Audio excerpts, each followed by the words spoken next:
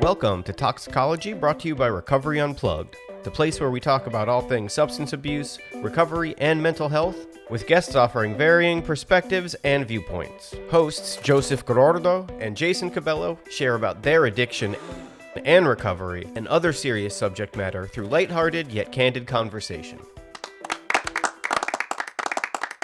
Welcome to another episode of Toxicology to all our fans out there in Toxyland. I don't know what camera I'm on. This camera here. Yes, hi, hello. I'm Joseph Gorordo, your host as always. My co-host Jason Cabello is not here today, but that just means I get to have our guest today, Miss Ashsley Spencer, all to myself. And she brought her own special guest, the first official Toxicology dog. Winnie. This is Winnie. I know Jason likes to talk about his dogs all the time on the show, but this is the first dog to actually be on the show. Love it. So we're just here hanging out. We got some green juices today, which is out of character. We don't normally have green juice. Cheers. Cheers. Yeah. Cheers to the green juice. Usually I do coffee. Yeah. This'll do. It's so much easier to just drink green juice and feel like you're healthy instead of eating a bunch of vegetables. Yeah. I don't eat nearly enough vegetables. Did I tell you that I quit drinking coffee? Huh? No. Yeah. Yeah, that's amazing. It was giving me really bad anxiety. Yeah, it will do that. Yeah. It's been hard for me to drink. Like my first 2 weeks after chemo, it's really hard to stomach, and it just doesn't sound good. Yeah. But I get headaches. Yeah. Like the caffeine headache. Oh. Yeah, I get Can you withdrawal just drink headaches. like a Coke or something? Yeah, I could. I had a Diet Coke the other day, and I get why people call them fridge cigarettes because it was so good. It just took all my worries away. Dude, so there's this story. I think I might have told it on this show, but like one time I was at, for some reason we had decided that I needed to detox at my aunt's house in Seguin, right? And so we get to her house, and she was a very like a tough love kind of woman, right? Very direct. She was never scared to ask a question, right? So I'm there at her house. I'm like going, She's like, so I understand you're on drugs? And I'm like, yep. She's like, what kind of drugs? I'm like, heroin. She's like, oh, okay. And how do you do the heroin? I'm like, I was like, I shoot up. I shoot up into my arms. She's like, oh, okay. She goes, well, mijito, we all have our vices. She goes, for me, it's Diet Coke. I was like, did you really compare my IV heroin addiction to you?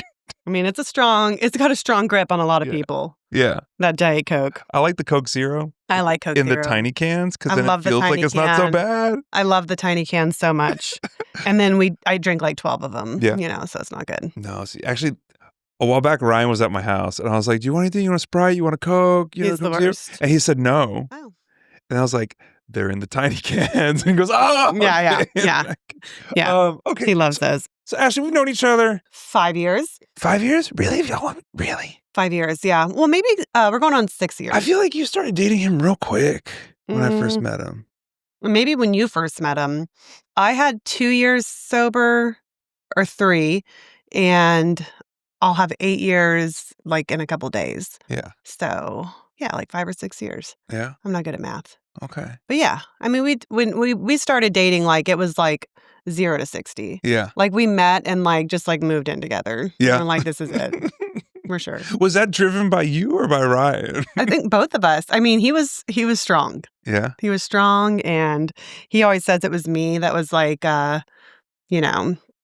messaging him and pressuring him, but it was definitely him. Yeah. He was just ready to lock me down, you know? All down. So good. And I know we've known each other a while now. And I know you're in recovery. Yep. I know a little bit of your story, but not a ton of it. So like, why don't we start I know you're from Corpus. Yeah. And I know you liked meth. No, not meth. For a short period of time, I did. Okay. Yeah, I don't like. I know I've heard you mention don't meth. like to say I did, but yeah, I did. I loved it. Well, you can verify this for me. Okay. Okay. So in South Texas, right, people are racist about the drugs. Totally. And so like heroin I've never done heroin. Because it's viewed as a dirty Mexican drug. I mean, I don't know. I mean, no, not necessarily. I think meth is the dirtiest drug, but because they hammered heroin in like with Dare Against Drugs, Yeah. like in elementary Yeah. school. Like they never worked told for us you? about like meth or anything. I don't think meth was really a thing. It wasn't really a back thing. But like then. for me growing up, Yeah. like heroin was like, oh no, Yeah. I will not try Yeah, that. it's the you worst know? thing. Well, like in Laredo, like it was very much like white people do meth and it's gross. It is gross. Yeah. And Mexicans do heroin and the white people think that's gross. I don't think And- heroin's like a huge thing down in Corpus. I mean, it wasn't where like I hung out at least. Yeah. Yeah. I used to run meth to Corpus. Did you? Yeah, this would have been like 03, 04. I had a buddy. I would have been out of high school by then. Yeah. My buddy Shorty, his uncle was like kind of high up in one of the. I had a friend named Shorty. Is it from Corpus? No, he's from Laredo. Oh, okay. Everybody probably knew a Shorty. Yeah. Yeah. Everybody, you know, Shorty always knew how to get shit. Yeah. Always had And a bunch Shorty of was, like, syringes in super random sketch, places. the one I knew. Yeah. Shorty. Yeah, for sure.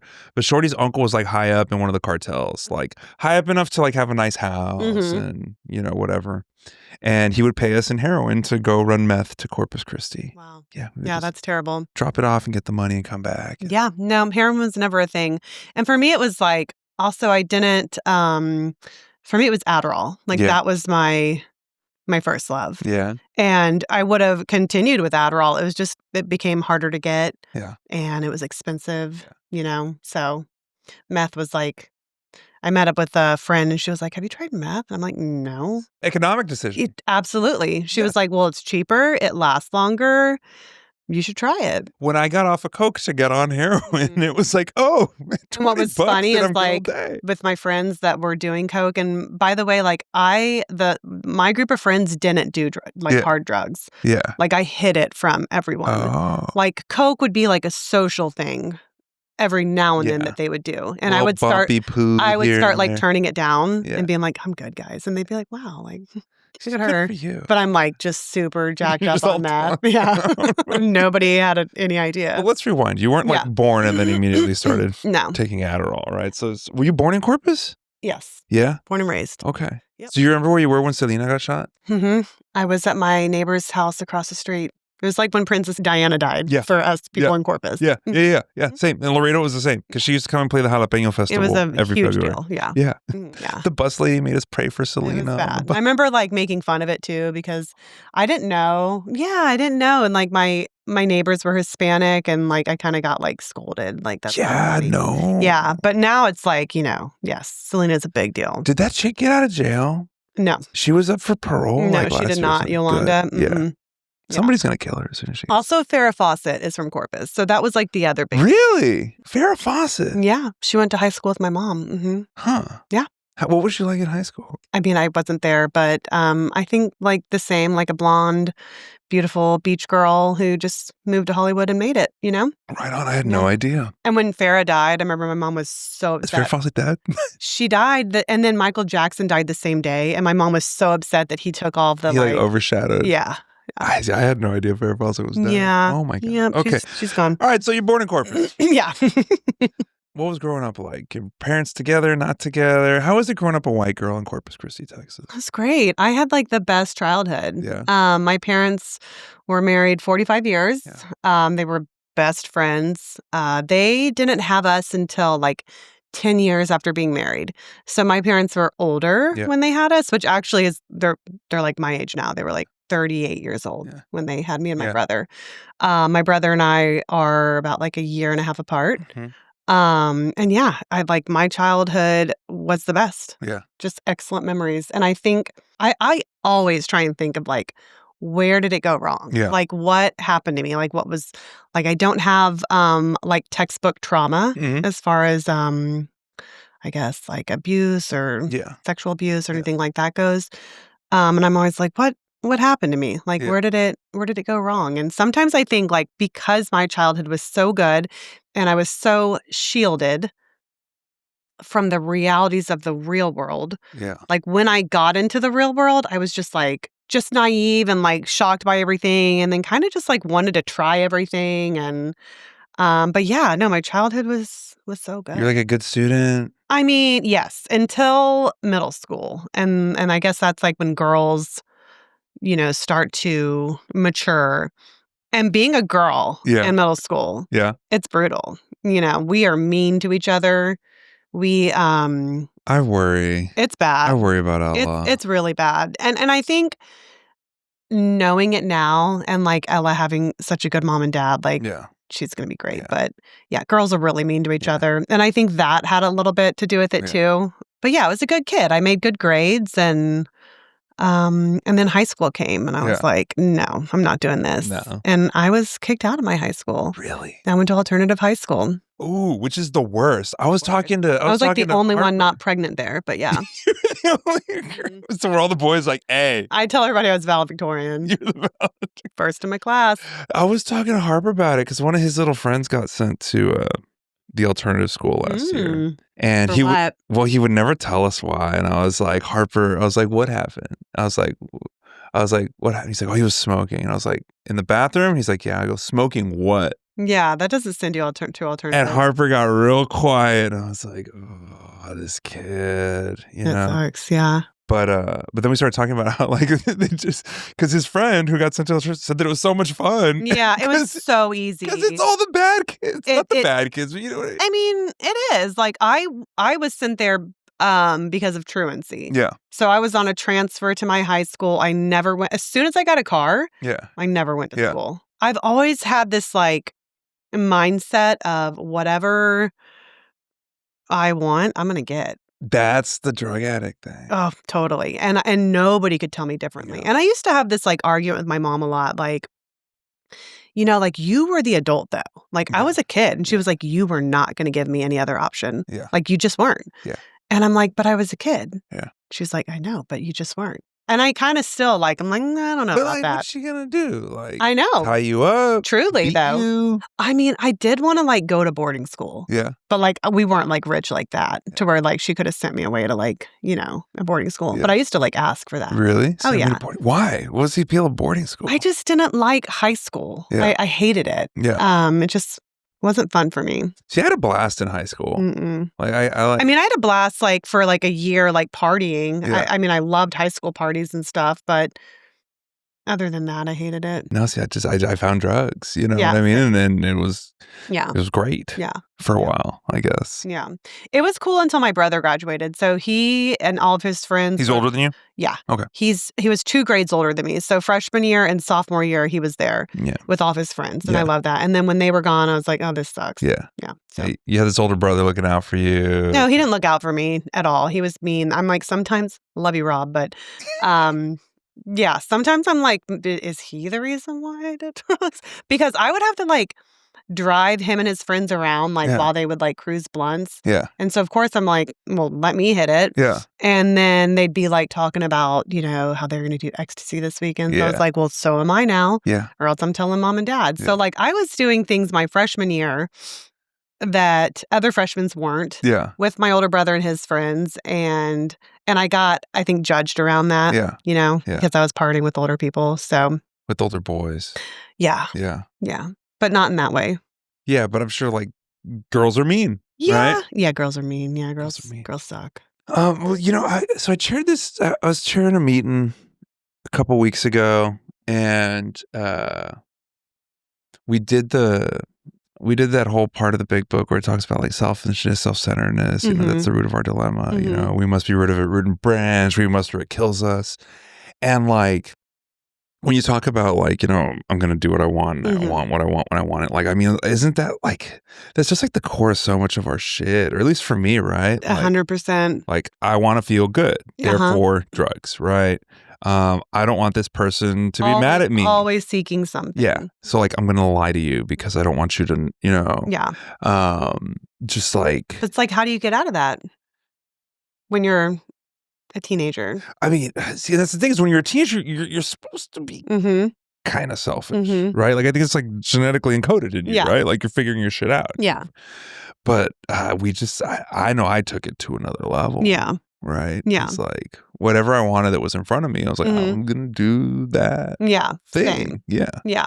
And I didn't get sober till I was 32 or 33. So like I was later, like in high school, I was just like party girl. Yeah.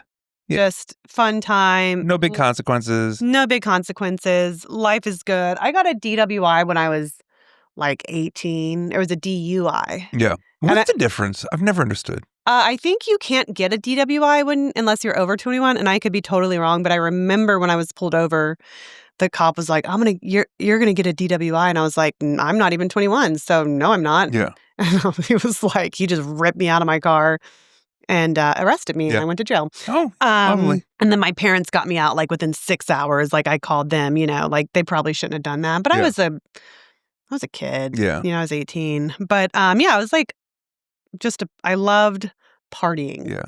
No matter what it was, drinking, pills, cocaine. I had not done meth at that point in my life. Ecstasy. We loved ecstasy back then. Mushrooms. Loved mushrooms.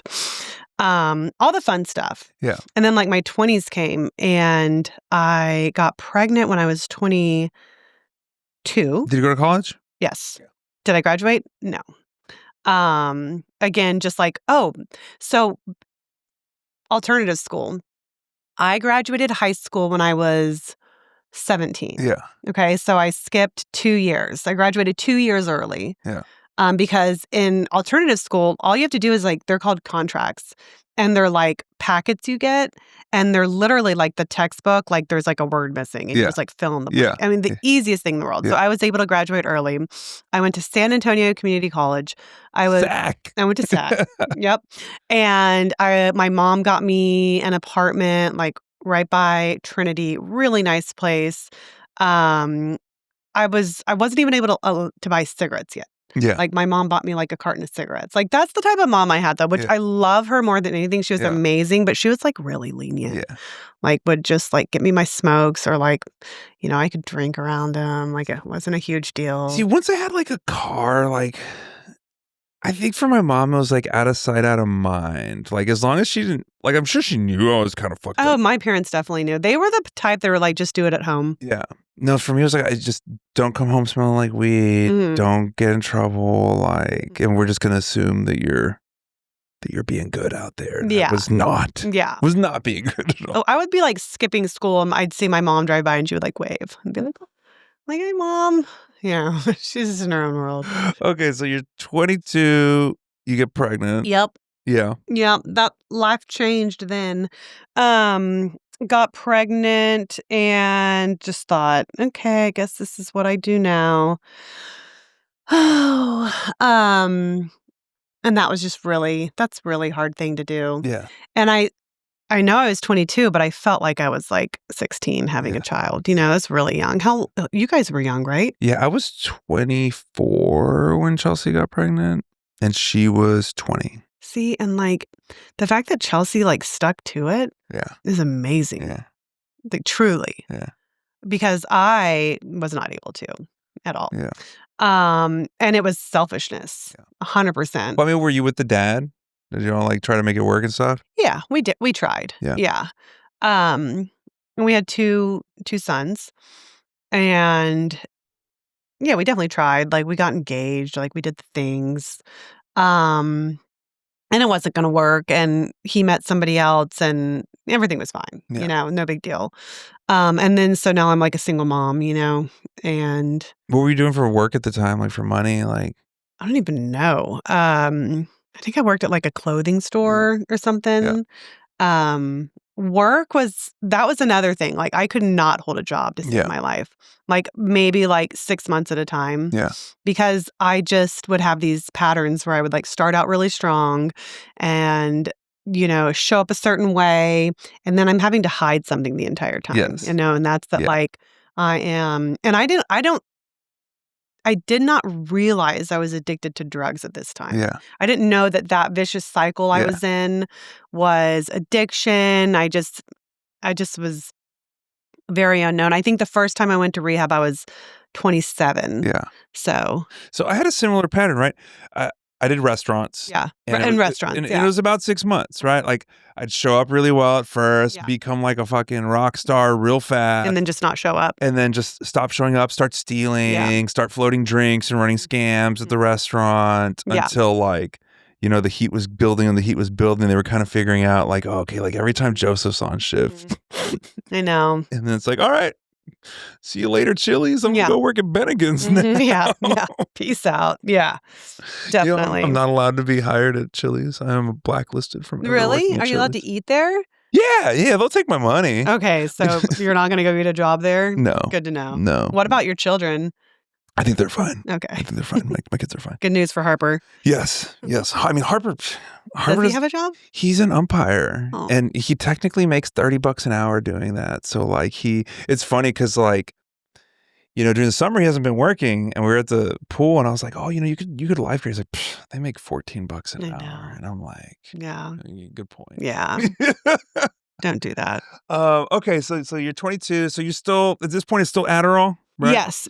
Big time Adderall, but like at this time it's like I can't get out of bed unless I have Adderall. Yeah. Like I just cannot function. My life is completely 100% dependent upon it. Yeah. And you're single mom in it. I'm single mom in it. I would take a ton of Adderall. I didn't have money. Life was just really hard. Did you tell yourself like you needed the Adderall because you're a single mom and you got to be able to do all the things? No, it was like just liked it. Such a chemical dependency. Like it wasn't even like I'm telling myself. Like I was so lost and just so deep into it. I just had to have it. Yeah. And I would get so much done too. Yeah. Until I wouldn't. Yeah. Like I would just like, pop Adderall, clean the house, paint a picture, make a wreath, just do all the things. Do all the mom and make a wreath. I loved arts and crafts. Yeah. So then you end up in treatment first time at 27? Yeah. You said? Okay. Mm-hmm. What drove that? Where did you go? Okay. So I went to a place in Corpus called Charlie's Place. Yes, Charlie's Place. It was brutal. Love it. But it was good though. It doesn't exist anymore. I know. Senecor bought it. Yeah. So I remember I woke up one day, I was at my townhouse that my children's father had bought for me. It was like really nice townhouse. And I remember calling my mom and just being like, I can't go on. Like I was out of resources, no money, no pills, just couldn't get out of bed. And I'm like, I think I might be addicted. Like, I think something serious is here. I need to go to rehab. And was your mom like, what? Or was she like, yeah? No, she was like, oh yeah. No, she was not shocked at all. Yeah. And we didn't know anything about rehab. Like I had no idea of the world of treatment centers that is out there. Yeah. It's just like not a big known thing in Corpus. No, I mean, well, no, like, which I really you're not in it. Why would you know? I know. I guess not. I guess you're right.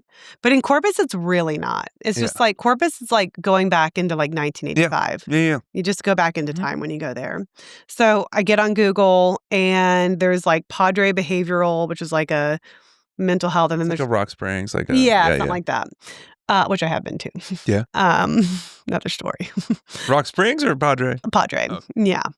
And there was Charlie's Place. Yeah. So I didn't know anything about it. All I knew was that I needed to show up high. What year was this? So if it was 2013. Okay. Because James was born in 2012. He was about a year old. Yeah. So 2013.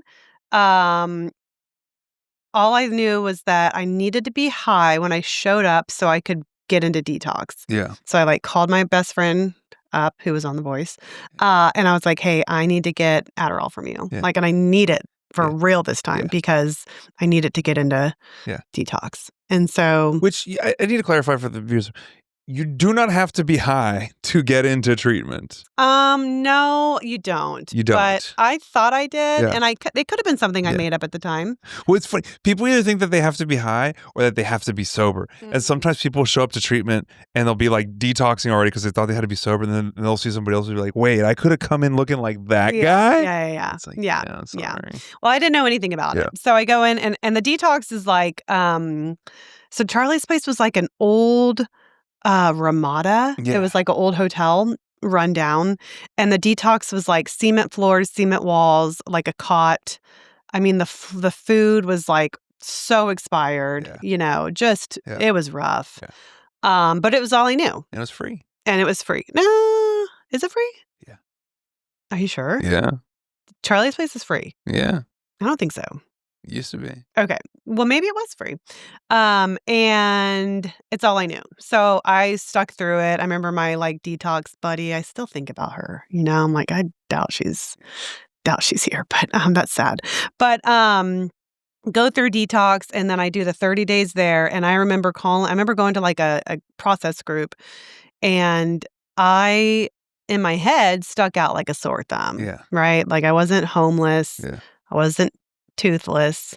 I wasn't a lot of things. You didn't have track marks up. I didn't have track marks. I was there for Adderall. I was ashamed. Yeah. Prescription drugs. That I was there for something so weak. Yeah. I guess you could say. Like I felt like you weren't hardcore enough. Yes, exactly. And a lot of times, like even like coming on this podcast, I'm thinking, I just like don't have like the hardcore story that a lot of people have, you know, like I have like fun stories, but I don't really have like war stories. Like I wasn't a thief. Like I didn't like, I don't know. I just didn't do nothing really hardcore. But like people see me and hear my story and they're like, oh, this dude covered in fucking tattoos talking about shooting heroin and running meth for the fucking cartels. Like people hear that and they're like, oh, that guy's different from me, you know? Yeah, well, that is different. Yeah, but like there's certain people who hear it and they're like, oh, yeah, me, yes. And same with you, right? Like all of our stories are just No, I know. And I was telling myself that, like, you know, everybody's got a different story, but I remember calling my mom and just like being in tears, like, you've got to come get me. Like I'm not supposed to be here. I do not fit in. This is terrible. And of course she was like, no, I'm not coming to get you. So you should have gone to Origins. You would have been like, I fit in here. Yeah, I know. Well, I did get 2 better rehabs eventually. So Charlie's Place, I stuck it out. I ended up having a really good time. Yeah. Yeah. Rehab's fun. It was so fun. Yeah. I never understand the people that you have to like drag into rehab. No. I'm like, why don't you want, it's like a 30-day breather. Yeah. You know? Cook for you. Yeah. Like, you make friends. Go to group. For life. Yeah. Like the best friends I have, I've all met them all in rehab. It's like college for, you know, drug addicts, like little like summer camps. And you can go as many times as you want. Totally. You just hire your education through process group. No, but so anyway, stuck it out. I loved it. And I stayed sober for like 9 months. Yeah. Yeah. For a little bit. Did you work steps and stuff, or were you just like, I just don't do drugs anymore? No. And I remember being like, I will go to rehab, but I will not go to AA. Yeah. And I will not fellowship. Yeah. I remember being like, that is so cringe. Yeah. That's so dumb. Not going to do it. Yeah. And so my mom was like, fine. Okay. Just go to rehab. Okay. So I go to rehab. I get out and I stay sober. I might have done like a meeting or two to like go meet a friend or something. But none of my, like I said, none of my friends did drugs or were addicted to drugs. Yeah. Like I was. Yeah. Like we all partied and drank and stuff, but like I just always took it to the next level. So I was like pretty safe, like getting back and going to my old friends. And I think it was like around March, I was like, I think I'm just gonna have a beer. And I remember like sitting down with my parents and like telling them, I'm like, I think I'm ready to just ease back in. Drink like a normal person. Mm-hmm. Yeah. You know, I've learned my lesson. Like I know I can't have Adderall, right? That's a no-no. And I managed it for a minute, you know, and some things happened in my life. I don't even know if I want to talk about it on here, but I met like a boyfriend at that point in time, and that just really just turned my world upside down. That was a tough one. Yeah, because I was like, you know, what's the word? I had faced a lot of struggles and like defeat in my life, and then I finally like met somebody that I really liked, and I thought it was like a forever thing, and like I kind of thought it was like the answer to all my problems. Probably very codependent now, like looking back on it. And so that lasted about a year, not very long, which for me, like anything that lasted a year was like a super long time. Yeah. Wow. Yeah. Huge, long relationship. But it tore me apart because I started doing meth in that relationship, and he didn't know. And that was like when I was like, I remember I was like going to buy like a Xanax or Adderall or something. And my friend was like, she's not even really a friend, but, you should try this. It's cheaper. It's going to last longer. Yes. All the things. And I'm like, well, how do I do it? And she's like, well, you smoke it. And I'm like, well, I can't. I have asthma, So she's like, well, you can snort it. So I'm like, oh, okay. So That's better for my lungs. It was my 30th birthday. Yeah. No, yep, my 30th birthday. And I remember I got it. I went to the house and I was like, because my birthday's in December. So I was like, I wrapped presents all night long and I snorted it. And I didn't like think anything of it. Like I just kind of felt okay. Like it wasn't like a super big like. You're like, oh my God, this. Yeah, it was something like that. Yeah. And then before I know it, and like the sunlight's coming up, and I'm like still like trying to perfect a bow, and I'm like, okay. Would you get that like all the sun's coming up, and all of a sudden like reality sets in? And Reality like, sets in. Oh my God, what did I do? Yeah. And then I was supposed to go to this person's ranch. So I get picked up. We go to the ranch. It's my 30th birthday. And I think in the big book, it talks about like that big warning, ominous sign. Uh-huh. So his dad had a massive heart attack right in front of me that day at the ranch. Died. Yeah. Right. And I'm thinking in my head, okay, Ashsley, you can never do this drug again. Yeah. Because I already had some big book in me at that point in time. Yeah. Right. Like I knew it was just like a sign. You knew there was a better way. Yeah, I knew there was a better way. I knew I needed to tell somebody. I knew I needed, like, I did the wrong thing. And it was the first time I had done it, too. It wasn't like I've been doing this. So I was like, okay, never touching this again. Like, it almost felt like a deal with the devil almost. Like, meth is very... See, I get that. Very dark. Dude, the first time I did heroin, I remember... There was this like crazy thunderstorm in Laredo, which it doesn't rain very often. Mm-hmm. And my roommate at the time, Sam, he was into carburetor fluid. He would inhale carburetor fluid. And he ended up in the street on his knees yelling at the sky that night. And my friend Silena came over. And she was like a friend, not like a drug friend. Mm-hmm. And I was like, oh my God, I tried heroin. And she immediately burst into tears. And I was just like, That night you did? Yeah. Yeah. Yeah. Yeah. It's like all that was all in the same things are happening. Yeah. So that happens. And that's the first time I see somebody just, pass away right in front of me. And it was an extremely traumatic event. Yeah. Because we were on a ranch and middle of nowhere. And we're like, I don't even want to, for respect of other people, don't even want to go into it. Yeah. But I told myself I will never do this again. Yeah. Okay. And never, ever. Never, ever, ever, ever. And then so that relationship really started to get strained because somebody had just lost their dad who they're very close with. A lot was going on. And I think about like 2 or 3 weeks later, I'm like, oh, well, I need something, So I started getting it again and I'm lying to everybody and people can tell like something's up with me, So I think like a couple months go by and I'm just like a mess, by the way. Like I am a fucking wreck. Yeah. Like I yell, I scream, I'm short-tempered, my fuse, like everything about me just sucks, Like I was not pleasant to be around, So like I told everybody like, okay, well, there's something I've been keeping from you guys. Like I've been taking Adderall. Oh, I'm gonna get honest with everybody. I put on the big back on the Adderall. Mm-hmm. Yeah. I like made this big confession. Back to rehab? Not yet. No, because it's just Adderall, So I'm just on Adderall and I'm gonna try and stop. And then I just get even crazier, like definitely like, okay, I gotta break up with this girl. Like, so I get broken up with and my life just crumbled to the ground. Yeah. Like that was like it for me. I was like done with everything, done with life, done being a mom. I didn't want to live anymore. I was just like so heartbroken. I get that. Do you? Like currently.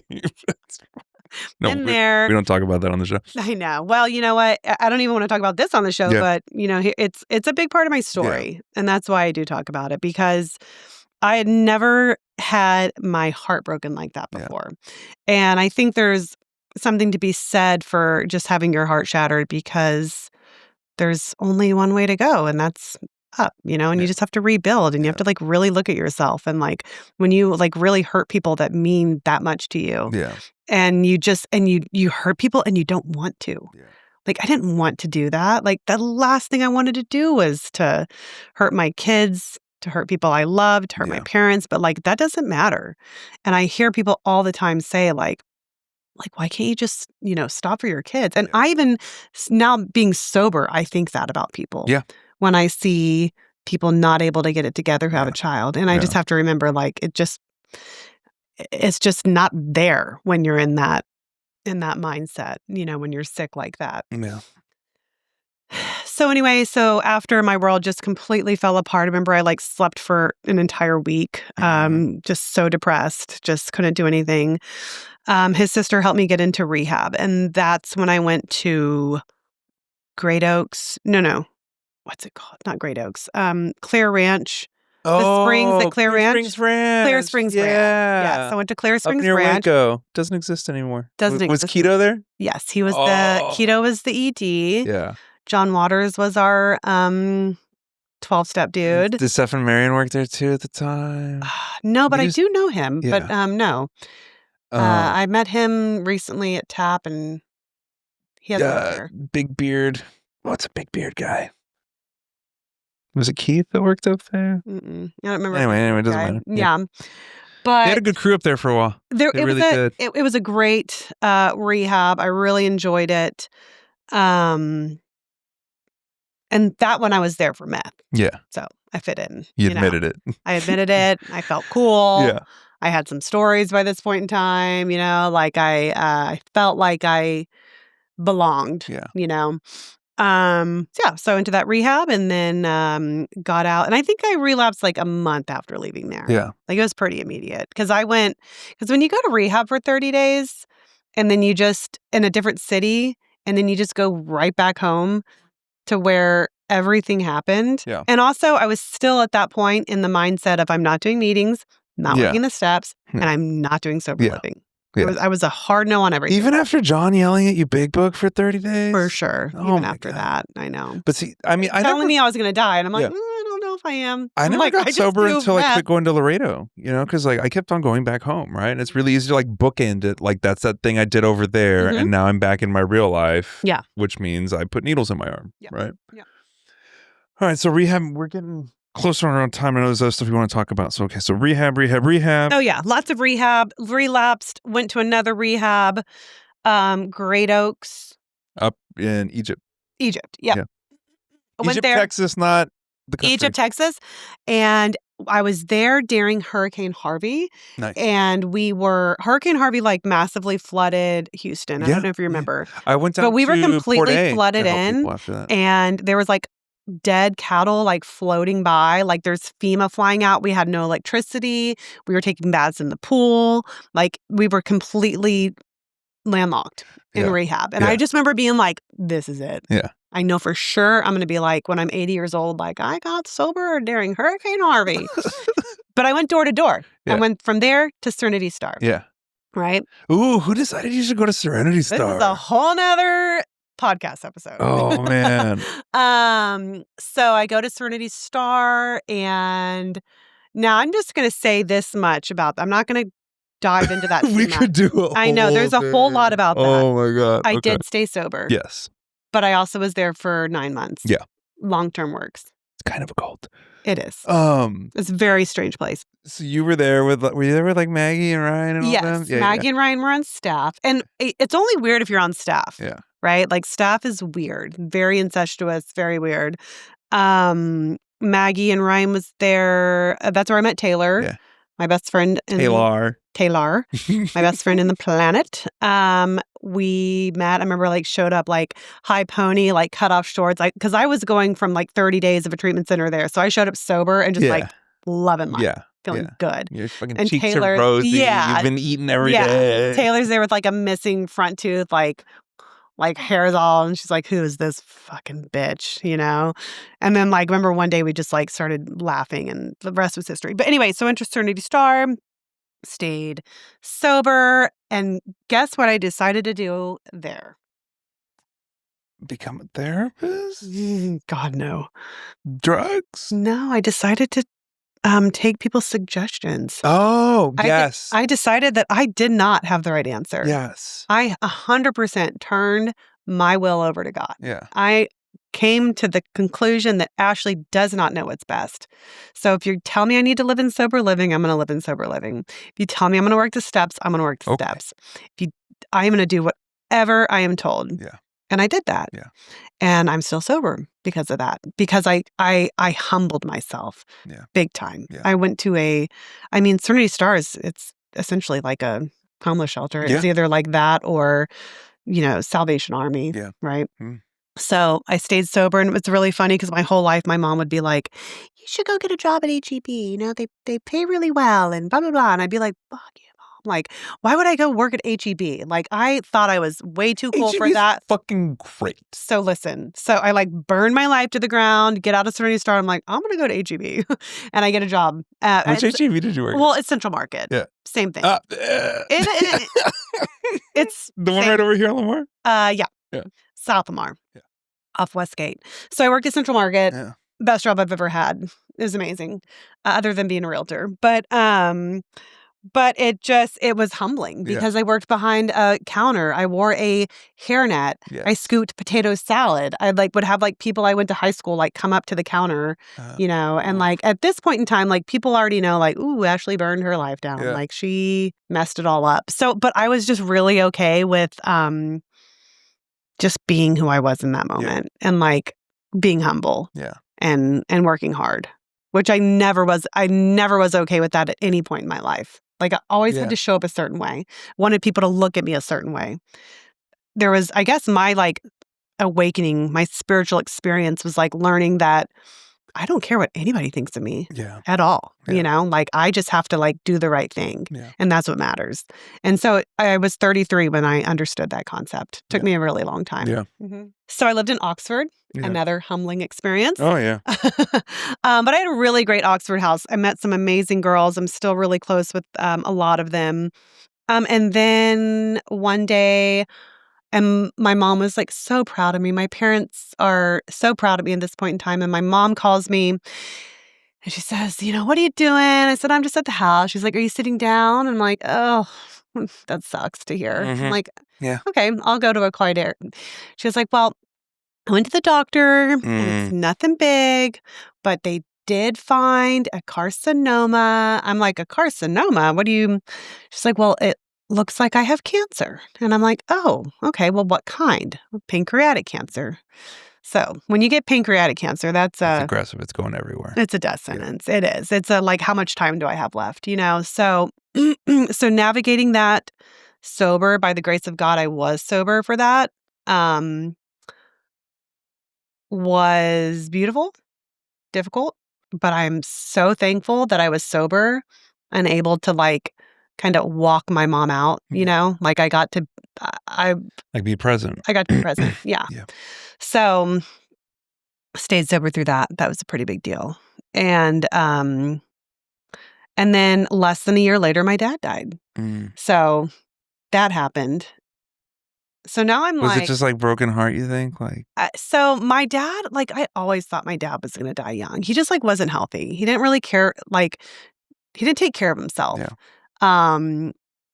And so when my mom was dying, she was like, your dad's not going to last much longer, because he's not going to take care of himself and yada, yada, yada.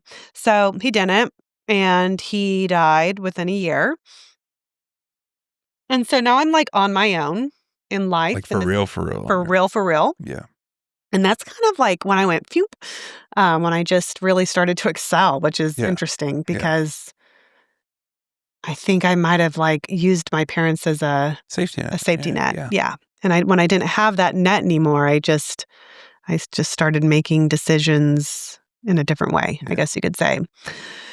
And that's when you met Ryan Spencer. And that's when I met Ryan, which I always say he prayed on somebody who had just lost her mom. Yeah. He would message me I'm praying for you. Yeah. You sick. Just kidding. So if you ever need comforting, yeah, let me know. You want to talk about it? No, so I was with Ryan when my dad passed away. Yeah. So I met Ryan and decided to become a realtor. Got my real estate license. Left Central Market. And that was an amazing experience for a couple of reasons. I got my license in 2021. That was like when the market just went crazy. Oh, yeah. It was great. Yeah. And then also I didn't realize how big our network is because of Alcoholics Anonymous. Yeah. Because of treatment centers and the rooms and Sober people, yeah. It's like everybody has like one common thing there, but they all have different occupations and jobs that just like spider webs out, right? So my first year in real estate was, it blew up. I did so well, and I got like newcomer of the year out of Austin, which is like a pretty big city and a pretty big deal to get that Rookie of the Year award. We were still like coming out of COVID in 2021, Yeah, ish, yeah. I remember when I like interviewed at my brokerage, I remember they were like, "Can you wear a mask?" And I'm like, "Oh God, okay." So that was really cool. And then Ryan and I got engaged. Once he realized I was making a lot of money, he was like, "I'm gonna put a ring on it." Just kidding. That's not true. Any of that's not true. But anyway, so we got engaged and we got married, and then we had twins. Two boys. 2 baby boys. Didn't even think about it. Didn't cross my mind. And Ryan was like, "I had a dream we're having twins." And I'm like, "Oh, you're so weird. Like, no way." And that day we went to the doctor and we found out it was twins. So we had 2 boys. So one time Ryan was right. I know, right? So 4 sons. Yeah. And then let's see. And now 3 dogs. Because like I'm a little Winnie girl. And then I got diagnosed with cancer. Hence the wonderful turban today. Turban, yeah. So that happened. This is still pretty. This has been like the last 3 months, 2 months? 2 months, yeah. It's been fast. It's been very fast. They act fast, which is great. And I just, it's funny because I've had quite a year, right? Yeah. And I get out, and I'm thinking my life is like the worst, and it's like, oh, it could be worse. No. But when you get into, because I was not working steps and stuff. Right? Yeah. I never got high, but I was not in recovery, Yeah.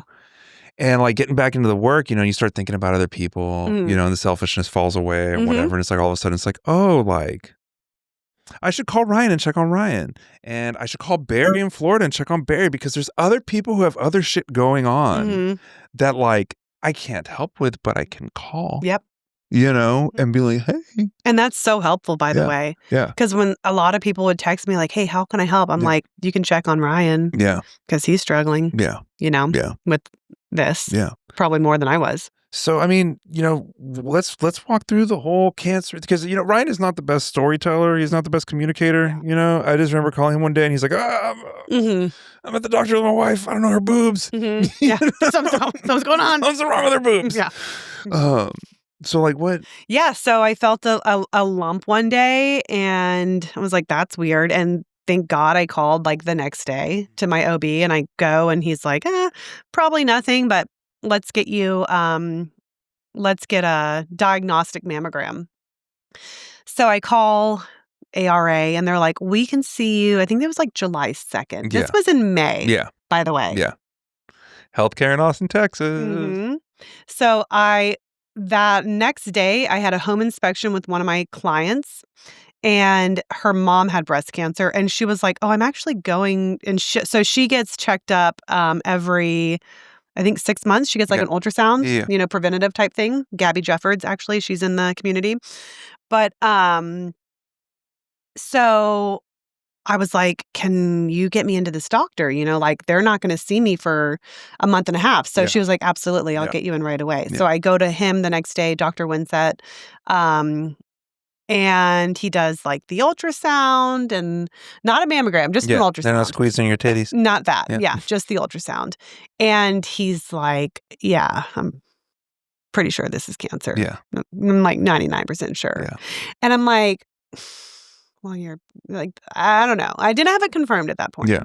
I left in tears. 99% sure. Not confirmed. He's He reminds me of like Barry Sanders. He's like older, but I just love this man. I genuinely think he saved my life. But I left in tears. Yeah. Just the worst. Everything stood still. Like learning that you have cancer, but you don't know what kind. You don't know how bad. There's no course of action yet. There's no course of action. That's by far the worst part. And I just like laid in bed for like 2 days, just thinking about like my twins and my other boys and Ryan and like how my life is like. And I'm like, is this how it happens? Like life just gets so good that it gets taken away. Yeah. You know, because my life has been so good since I've been sober. Like I can't even articulate how amazing life has been. Yeah. And so he makes a personal call. He gets me into ARA like 2 days later. Mm-hmm. They get the diagnostic mammogram and the ultrasound there. And that text like, I don't think so. I don't think this is cancer, you know. Yeah. We're going to do a biopsy. So they get a biopsy. Yeah. That guy's like, I don't really think so, you know. And I'm like, oh, cool. And you're like keeping track. You're like, okay, 2, I don't think so. There's one. It's 2 that don't and 1 that does. Anyway, so Dr. Winsett calls me and he's like, I got your results if you want to come on in. I should have known then. Yeah. You know, when they ask you to come in. Yeah. So I go in and sure enough, it was invasive ductal carcinoma, breast cancer. And at this point I had kind of already processed. So I was like, okay, so like, what do we do? And are you still thinking like breast cancer, like easy, cut them off, let's go? Well, no, because at this point I don't know anything about breast cancer. Yeah. And he kept reassuring me like, you're going to see your kids graduate. Yeah. You're going to see them get married. Yeah. Like you're going to be okay. Yeah. Right. So there's 3 different types of, for invasive ductal carcinoma, there's 3 different types of receptors. There's progesterone, estrogen, and HER2. There's 3 things that feed a tumor. Mm-hmm. Most women are hormone fed. Yeah. Well, mine was hormone negative and HER2 positive. Mm-hmm. And HER2 positive 20 years ago was the most aggressive kind to get. Yeah. My oncologist told me when I got to her office, like if this was 20 years ago, I'd be telling you to get your affairs in order. Mm-hmm. Yeah. But luckily, breast cancer has come so far that it's now the most treatable kind. It responds very well to chemo and targeted therapies, which I'm on. So anyway, I got the CT scan, the MRI. It had not spread yet, so it's still localized. It's in 1 lymph node. And I think I'm like stage 2B or stage 3, depending on size of tumor. Yeah. Because my tumor was like, anything over 5 centimeters is stage 3. I was 4.9. Oh, jeez. Yeah. So I'm like, I'm stage 2. No, that's what I'm saying. Yeah. That's 2B. So yeah. So I got the course of action, found out the treatment plan. It's 6 rounds of chemotherapy every 3 weeks. Yeah. Surgery. And what the really cool thing is how they do the surgery. It's called reconstruction with the DEIP flap, and they give you a tummy tuck. Yeah. And they reconstruct your breast with your tummy. Yeah. And so it's a mommy makeover for free. You got to find the positive, because right? the Recovery Unplugged Curative insurance. Fuck it. Dude, we shout out Curative all the time on this podcast. I have paid $0. And like, I watch people on TikTok that like have GoFundMes for their like cancer treatment. And I'm like, I've paid nothing. Yeah. Not a dime. But anyway, I'm going to be okay. Yeah. Yeah. So it hadn't spread. It just, I have always been the type of person that just, I don't admit when things are hard. Yeah. I am a very strong, hard-headed woman. This has been hard. Yeah. This has been really hard. What's been like the hardest thing that you didn't think would be hard? My first round of chemo, I thought I'm young, I'm healthy. I don't foresee it affecting me that much. Yeah. I've never been sicker in my life. Yeah. I was so humbled. That was really, really hard, like being that sick in bed. And I wasn't supposed to be that sick too. They like lowered my dose the next time. Really? Yeah. They were like, you can actually have too much chemo. And I think that's what happened. But that's been really hard. Accepting help. Yeah. Very hard to do.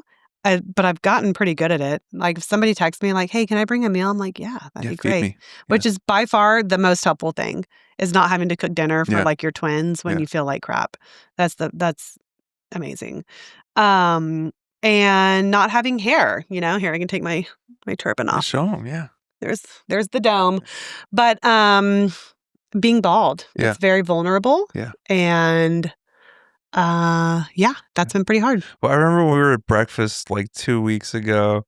You were like, Joseph, like, do I look like this is a choice? No. Or because I want people to know I have cancer. Yeah. And I was like, you look pretty good. I know. Either way. Can you tell I have cancer or not? If like my port is showing, which you can kind of like see through I can see a little bump. Yeah, through the thing. A little bump. That's like a dead giveaway is cancer. Yeah. But see, I don't think people are that fucking observant though. I know, but that's also the addict. I'm like, everybody's watching me. Yeah. Everybody's looking at me. Everybody's wondering about me. Yeah. Nobody is. You know what I mean? And even my kids, like, they don't even, they haven't even noticed. So life is still good. I think Ryan complains about shaving his head more than you do. He is very, he'd for sure. Yeah. It's been a tough time for him. Everybody send prayers for Ryan. Yeah. Yeah. Everybody check on Ryan.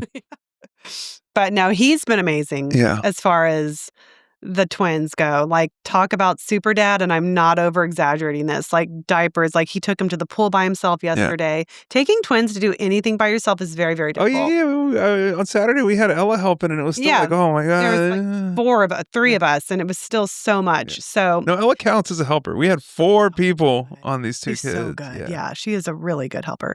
But so he's just been amazing and really stepped up to the plate. Yeah. So it's been good. Yeah. And now here I am. And also like staying, sober through all of that. And well, I have taken an Ativan. Yeah. It's when I get my chemo, they give you one through the IV. That's fine.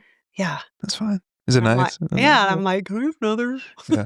No, see, so when I got LASIK, they gave me oh my God, what was not Ativan? Xanax? No, not a Xanax. Klonopin? Less than Xanax. There's nothing. Valium? Valium. They gave me a Valium, right? And they give it to you right before you go in, right? Because and there was a minute there I was like, nice. I know. But then I started getting anxious, and it really? Then it balanced out, right? It did what it did. Yeah. And then afterwards, like I'm in a little recovery room. They're like, "You good? You need anything?" I was like, "Can I get another Valium?" They were like, "Ha, no." Summer. I know. And my surgery too, for the port, they like put you out, like you go under. That was so fun too. They were like, "You ready?" Yeah. And they were like, phew. And I was like, "Fucking drug addicts." Man. I know. Just like, I know. My doctor was like, "Really, you enjoyed that?" Yeah. I can't wait for my next surgery. Let's go. Yeah. Oh my God, no! It's Yeah, no, I remember being really excited about the Valium. I know. That's our highlight in life. But it's I think having our community and like just sober people and people in recovery around us, and that's the key. Yeah. See, I'm in a weird spot with the community right now. Why? I'm really. Are you? Yeah, I'm really not. People haven't shown super. Up? No. Really? I mean, the people who have shown up have not been the people I would have expected to show up. And the people that like I thought would. Yeah. That sucks. Yeah. Yeah. But Yeah. It is what it is. Yeah. Well, they've really shown up for me. Yeah. But I mean, you're much more likable than I am. No, that's not true. I have cancer, Yeah. Which is like, somebody was like, "Oh, it's so nice being pregnant. Like everybody just like gives you your seat." And I'm like, you should get cancer. Everyone's real nice. So nice. I get everything. Do people try to offer you weed? Offer me weed? Yeah. Has anybody been like, "Hey, I got these gummies. They'll help your appetite"? Somebody text me like a membership thing I can join or something like that. Yeah. But yeah, and then like a neighbor was like, "I have gummies if you need me." And, yeah, for sure. Yeah. All the time. Yeah. Mm-hmm. Yeah, nobody's offered me gummies. Yeah, I'm sorry. I don't have cancer though. Shave your head. Yeah. Sorry. Deal with it.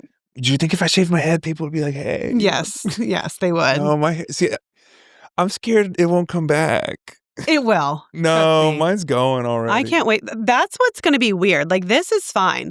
It's the grow out that's going to suck, because my hair's like curly. I'm going to look. Well, you'll do the thing. I'm gonna look You'll goofy. do like the chick from the Cranberries for a while. Remember the chick from the Cranberries? She have it all to one side or something? No, she had like this, like Pat Benatar hair. Yeah, like the 12-year-old boy haircut. Yes. Yeah. You'll like do the G.I. curly, Jane. Then you'll do the 12-year-old boy haircut. It's going to be a process. And then women are going to start hitting on you for a while. I know. I'm like, thank God I married through this. Yeah.